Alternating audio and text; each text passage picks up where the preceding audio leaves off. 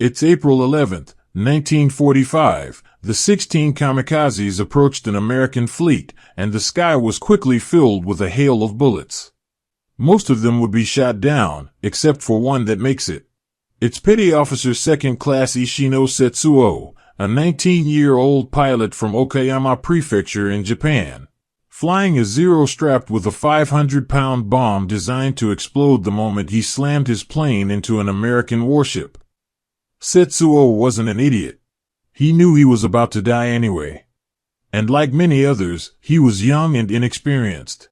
A member of the Kamikaze Special Attack Corps, 5th Kenmu Squadron, whose training was all about how to crash into enemy ships.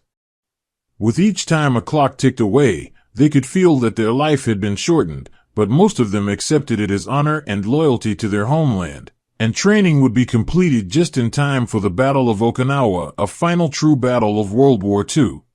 America wanted Okinawa for a future invasion of Japan, and Japan knew how important it was for them to protect the islands. So, they were prepared to give everything to defend it. And for the ships of the United States Navy that sat in the water around Okinawa, the attack would come not by bombs or shells, but by the kamikaze. It was in these months at Okinawa that the Japanese launched the greatest force of suicidal bombers that had been assembled, and unleashed them upon the American ships patrolling in their waters, to push the Americans away from the Japanese mainland. In 3 months while a Battle of Okinawa raged, the Japanese had sent more than 1,000 kamikaze aircraft to hit American targets. That also includes the day of April 11th, 1945. A group of 16 special kamikaze attack pilots took off with their aircraft from a Japanese airbase in Kanoya. In this group was none other than young Setsuo Ishino himself. In the days before the attack, Ishino had written a final letter to his family. A letter described how he was proud to serve his country and wished his family and friends to take care and have a good life, ending with a poem that tells what he is about to do on the final day of his life.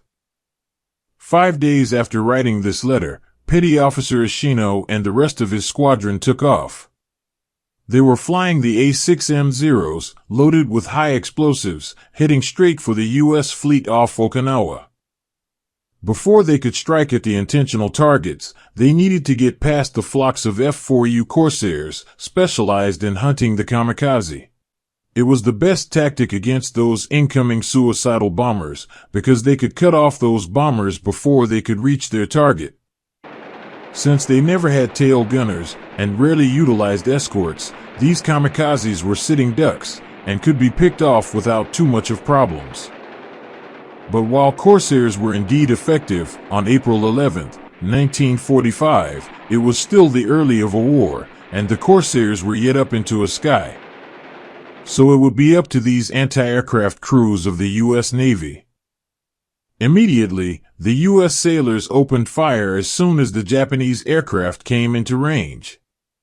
The kamikaze group would quickly split up and go into an area of their specified targets. Setsuo would team up with another petty officer and quickly locate their target, the mighty battleship USS Missouri.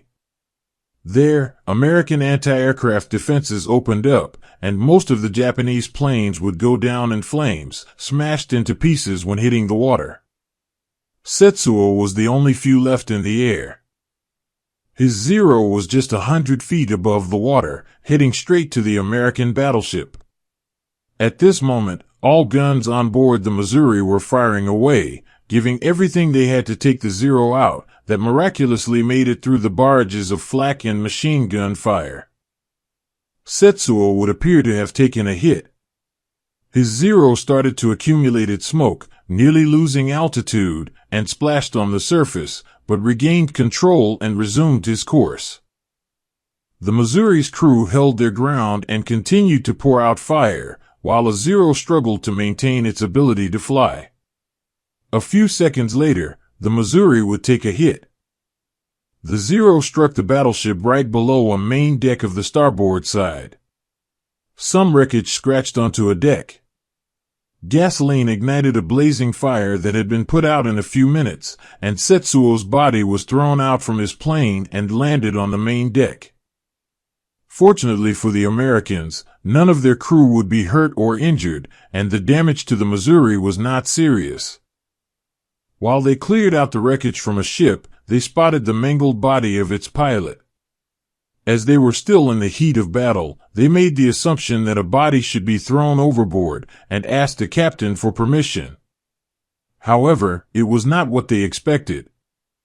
Captain William M. Callahan of the USS Missouri had recognized that regardless of what this pilot was fighting for, he was still a fellow soldier and should be given a proper burial.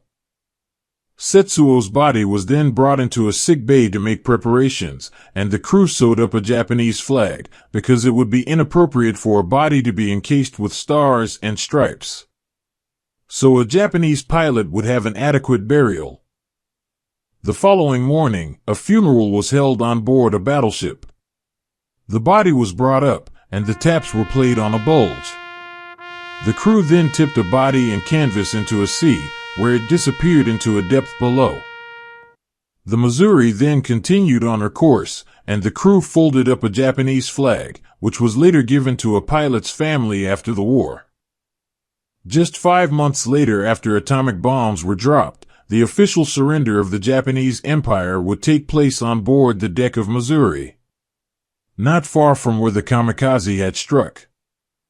After serving for many more years, the USS Missouri would continue in service until the year of 1992, when she was being decommissioned.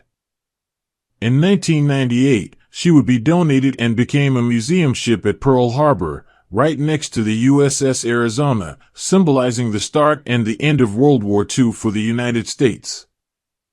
Today, you can still see the damage caused by Petty Officer Ishino on the side of a mighty battleship. Remember, no matter what side you're on, we all still human.